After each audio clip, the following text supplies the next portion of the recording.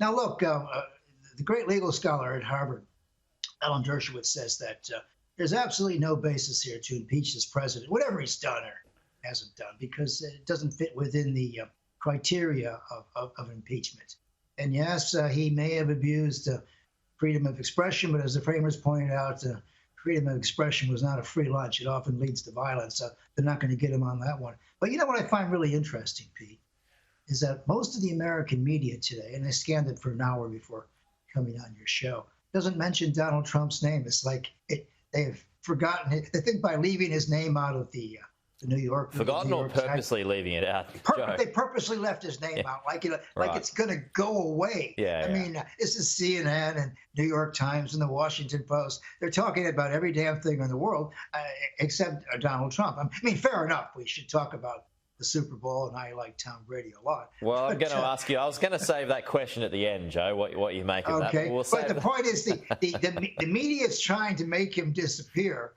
And Donald Trump's not going to disappear. They think because he's been suppressed on the Twitter and Facebook that he's going to disappear. He's not. He's still a major force in the party. But look, when they say to us, when critics say, there is precedent and there are legal scholars who argue that there's a basis for impeachment here, then I just simply say to people, well, where's the Chief Justice of the Supreme Court who presides over these things? He has declined to preside because he knows this is not a legal basis here. So, Justice Roberts just took a walk. He said this is not a legal deal. It's, it's something else. So it's going to be very, very hard to prove. And of course, the Democrats are falling out about the coronavirus checks.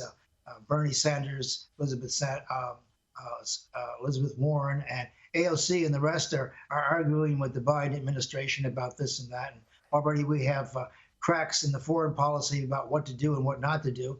So, the Democratic Party, and I've known them well for 45 years, they tend to beat each other up when they have a bit of a majority until they don't have a majority and they have to win it back again. So there's going to be all kinds of factionalization there. Look, it's going to be very, very hard to unify the Democratic Party and the American people. And this whole business during the campaign about the soul of the nation, that's baloney. It's about who's got the power, who's got the numbers. You realize there are Americans today, 75, 85 years old, who can't find a damn vaccine shot. They're just not in the queue anywhere. They can't find the queue.